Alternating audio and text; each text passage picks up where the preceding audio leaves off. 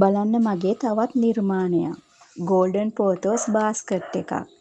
පොට් එකේ පතුලට පොල් එලි කෑලි දාලා මාධ්‍ය පොට් එකේ භාගයක් වෙන්න දාගන්න. මේ වගේ ලස්සන වැල් ටිකක් තෝරගන්න. මේ විදියට මුලින්ම වැලක් හිටවලා ආච් එක වටේට පරිස්සමෙන් පටලව ගන්න.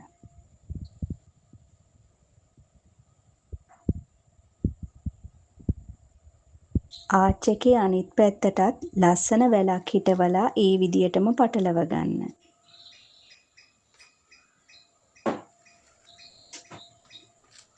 වැල් හොඳින් ආච් එකට සම්බන්ධ කරගන්න පොල් කෙඳි වලින් බැඳගන්න.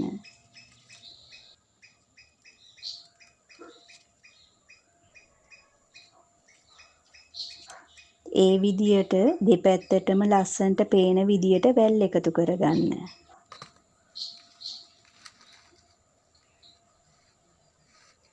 ඒවා පොල් කෙඳි වලින් බැඳගන්න. කහ පාට වැටුණු ගෝල්ඩන් පෝතෝස් ගොඩක් ලස්සනයි.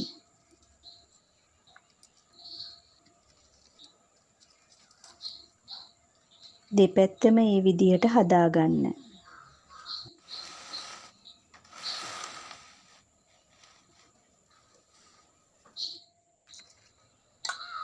මේ බාස්කට් එක මගේම නිර්මාණයක්. මේ වගේ ඒවා 100කට වඩා මම විකුණලා තියෙනවා. අදටත් මට ඕඩර්ස් එනවා.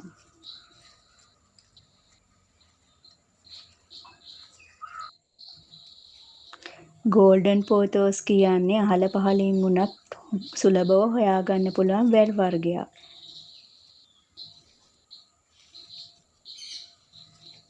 ඉතින් ඔයාලටත් මේ වගේ ප්‍රයෝජනයක් ගන්න පුළුවන් නේද?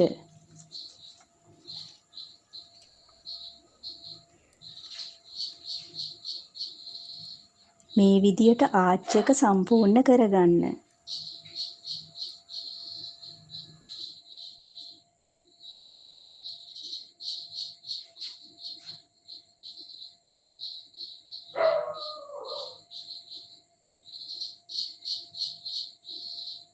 ආච් එක හදාගත්තට පස්සේ පැල වලින් පොට් එක මැද පුරව ගන්න.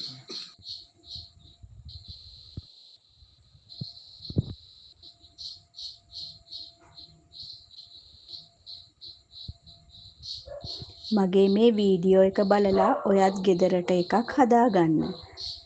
කැමති කෙනෙක්ට හදලා විකුණ ගන්නත් පුළුවන්. මේ වගේ ඒවා කරන එක මානසික සුවයටත් හොඳයි.